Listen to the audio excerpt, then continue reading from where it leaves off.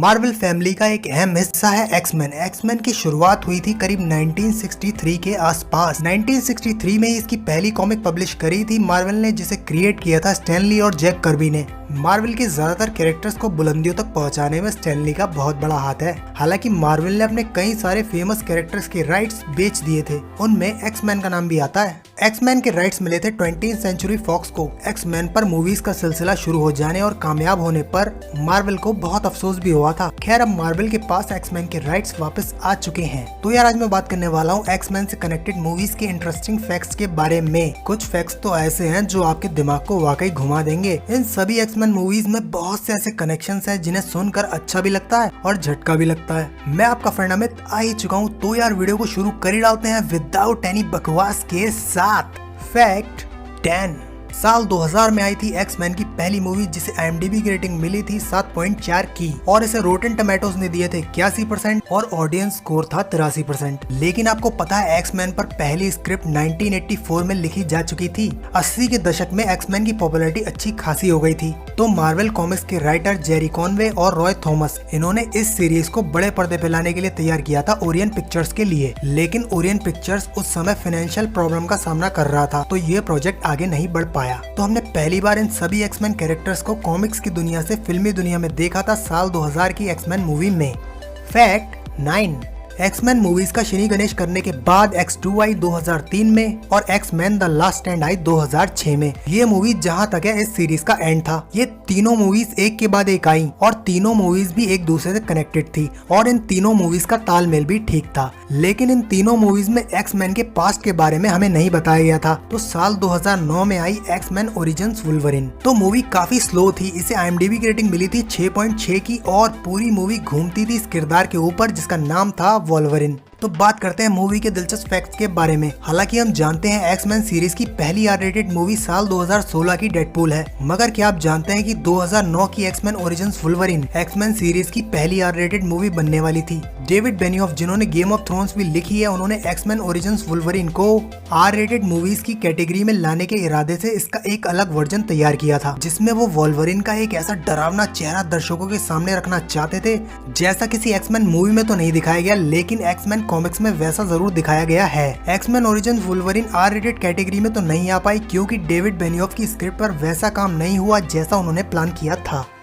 Fact 8।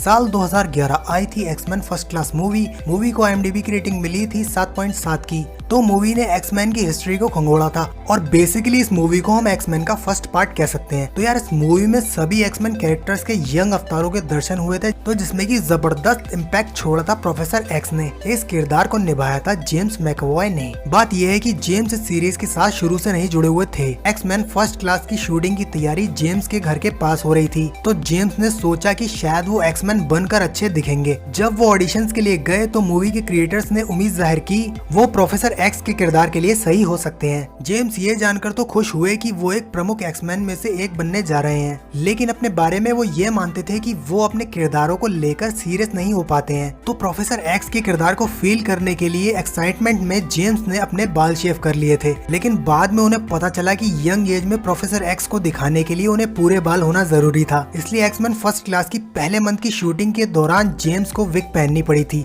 लेकिन ये छोटी सी दिक्कत भी उनकी अदाकारी को उभर कर सामने आने से बिल्कुल रोक नहीं पाई। फैक्ट 7।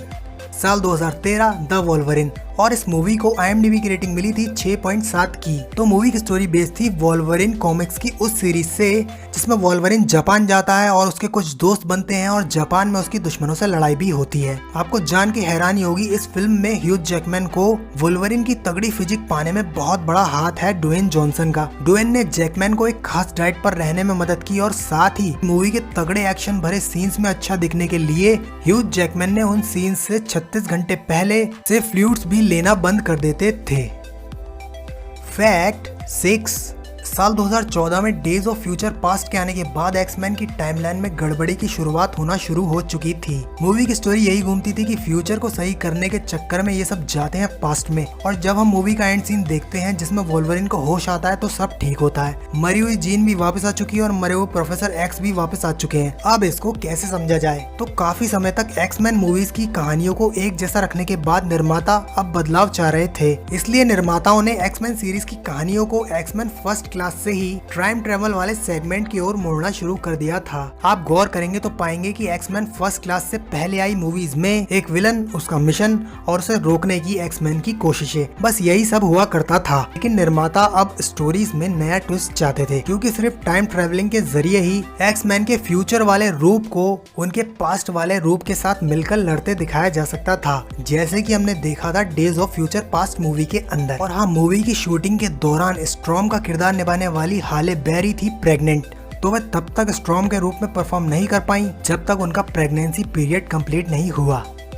फैक्ट 5, साल 2016 में आई थी डेडपूल। बात करें डेडपूल की तो ओरिजिन्स वुल्वरिन में हमें कुछ और ही दिखाया गया था कि वेड विल्सन के साथ क्या होता है, और डेडपूल मूवी में हमें एक अलग ही स्टोरी पता चलती है कि वेड विल्सन को कैंसर होता है और वो अपने आप को एक कंपनी को सौंप देता है उस पर प्रयोग करने के लिए। अब फिर यहाँ एक बार और दिमाग घूमता है, टाइमलाइन के साथ छेड़छाड़ का सिलसिला अभी भी चल रहा है। तो बात करते हैं मूवी के इंटरेस्टिंग फैक्ट के बारे में। डेडपूल की कहानी को लेकर रायन और फॉक्स स्टूडियो के बीच काफी मतभेद रहा था। फॉक्स वाले चाहते थे कि रायन ही डेडपूल का किरदार निभाएं, लेकिन रायन फॉक्स द्वारा बनाई जा रही स्क्रिप्ट को लेकर डेडपूल के उभर रहे किरदार को लेकर परेशान हो रहे थे। उन्हें लगता था कि फॉक्स द्वारा बनाई जा रही स्क्रिप्ट में डेडपूल का किरदार बर्बाद हो जाएगा, तो डेडपूल के किरदार को बचाने के लिए रायन ने फॉक्स के सामने कुछ शर्तें रखी। ये शर्तें फॉक्स ने नहीं मानी, लेकिन वो रायन की जगह किसी और को डेडपूल नहीं बनाना चाहते थे। इस तरह रायन और फॉक्स के बीच एक लंबा सिलसिला शुरू हुआ। डेडपूल बनने के लिए रायन ने एक लंबा इंतजार किया, लेकिन एक्समैन ओरिजिन्स वुल्वरिन की रिलीज के 1 साल के बाद रायन का सब्र का बांध टूट गया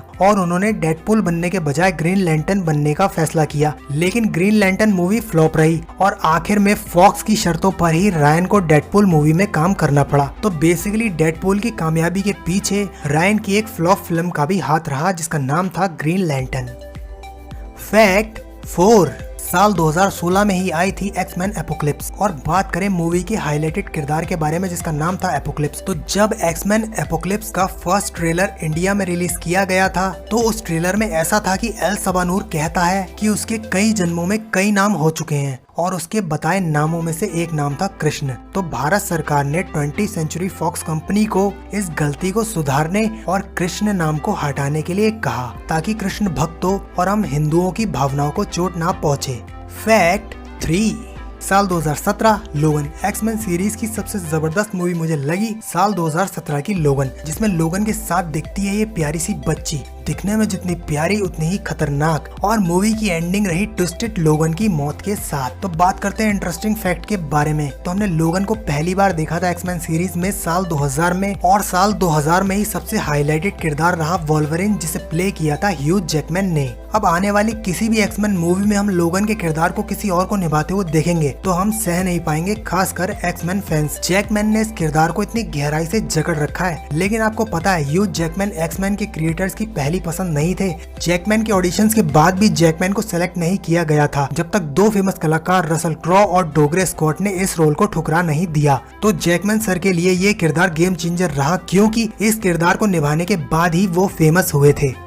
फैक्ट 2, आया था साल 2018 और लाया था एक जबरदस्त धमाकेदार R-रेटेड से भरपूर मूवी जिसका नाम था डेडपूल 2। मूवी की स्टोरी से हटकर एक अलग इंटरेस्टिंग फैक्ट है जो आपने शायद मिस किया होगा। डेडपूल 1 के लिए अपनी कमाल की आवाज देने वाले हिंदी वॉइस ओवर आर्टिस्ट संकेत म्हात्रे ने डेडपूल 2 में अपनी आवाज का जादू नहीं बिखेरा था, तो भी इसमें कोई बहुत ज्यादा फर्क नहीं पड़ा था, क्योंकि डेडपूल 2 में डेडपूल की मजेदार वॉइस को अच्छे से कवर अप कर लिया था रणवीर सिंह ने।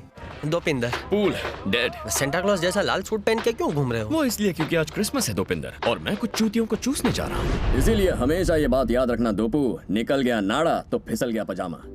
और आपने डेडपूल 2 में थैनोस को कहीं देखा था? नहीं यार, वो अपनी मड़ियों के साथ और एलियन फौज के साथ वहाँ नहीं था। दरअसल जॉश ब्रोलिन जो बने हैं थैनोस एवेंजर्स में, वही बने हैं विलन जिसका नाम होता है केबल डेडपूल 2 में।